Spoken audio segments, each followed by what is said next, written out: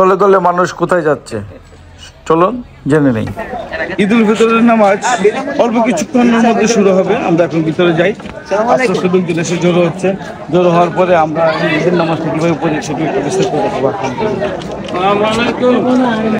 তখন ওই লোক ডাক দিয়া বললে, আপনারা যে কাফন দহন করার লেগে আসছেন, এই লোক তো ভালো না।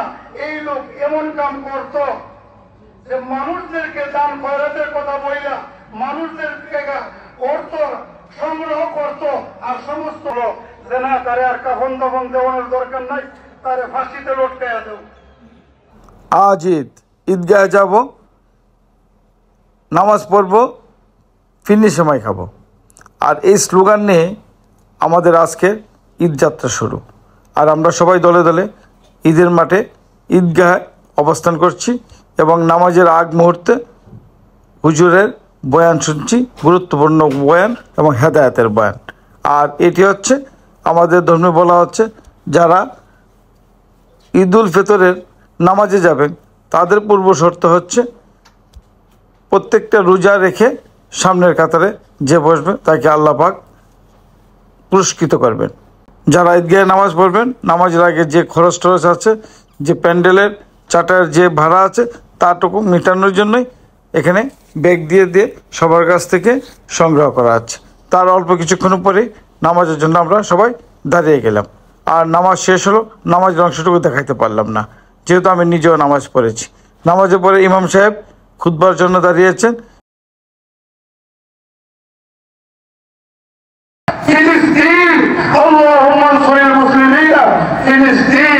এবং তারপরে হুজুর সবার জন্য মোনাজাত করলেন।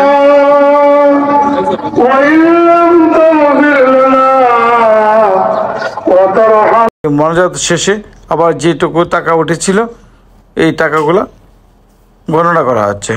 তারপরে যারা ভলেন্টিয়ার আছে, যারা এখানে স্থানীয় লোকজন আছে, ইয়াং ছেলেপেলে আছে, সবাই সেলফি এবং ছবি তুলছে। সবাই যার যার আপনজনদের সঙ্গে মিলেমিশে ছবি তুলে এইটুকু স্মৃতিটুকু রাখার চেষ্টা করছে। আর সেই ফাঁকে আমিও তাদের সঙ্গে একটুখানি অংশগ্রহণ করলাম। একটু আগে এই মাঠে যে ধরনের একটা আমেজ ছিল, সে আমেজটা কিন্তু এই মাত্র শেষ হয়ে গেছে। অর্থাৎ এখানে ফটো সেশন চলছে। আমরা এখন কবরস্থানে যাচ্ছি, সেখানে যে একটুখানি দোয়া করবো। আল্লাহ পাক যদি কবরবাসী যারা আছে তাদেরকে যেন আল্লাহ পাক আর নতুন করে আযাব যেন না দেন, তাদেরকে জন্য বেশ নসিব করেন, তেমন দোয়াটাই করবো। আসুন আমরা যাই ঈদের জামাত।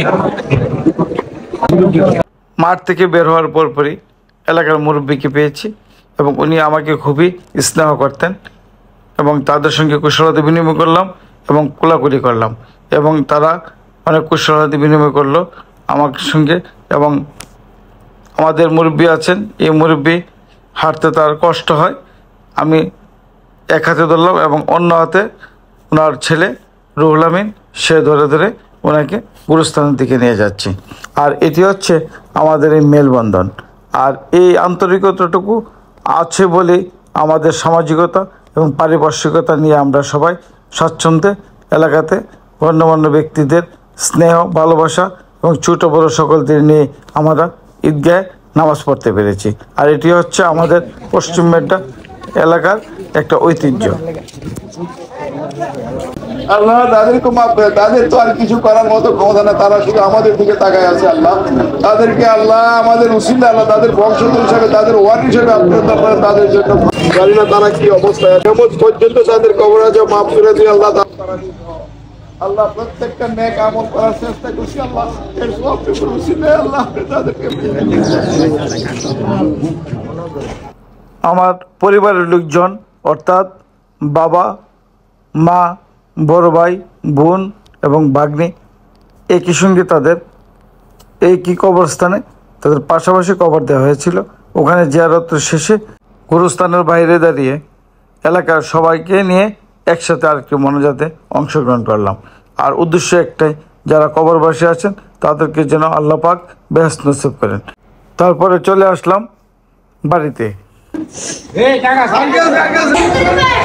বাড়িতে ঢোকার পরপরই সবাই এক এক করে সালাম করতে লাগলো, একে অন্যের সঙ্গে সালাম।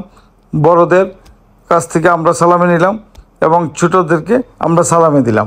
তারপরে খেতে বসলাম। সিন্নি পায়েস যা যা করেছিল, ঈদের দিন যা যা করে সবই আমরা খেলাম। আর এটি খেয়েছি বড় ভাইয়ের পরিবারের ঘরে। আসলে বড় ভাই আর ছোট ভাই আমরা সবাই একাকার, অর্থাৎ কে কার ঘরে খেয়েছি সেটা আসলে বোঝা বড় মুশকিল, কারণ আমরা একে অন্যের হয়ে সবাই একসাথে বসবাস করি। আমরা একান্নবর্তী পরিবার। আর তারপরে রাশেদ ভাইজান এসেছে, রাশেদ ভাইজানকে পকেট খালি করে দিয়েছে সবাই সালাম করে। তারপরে আমিও কিছু সালামি দিলাম।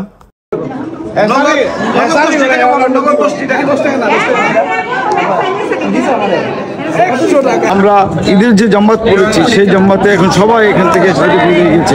এটাই হচ্ছে আমাদের মুসলমানদের একটা বড় উৎসব।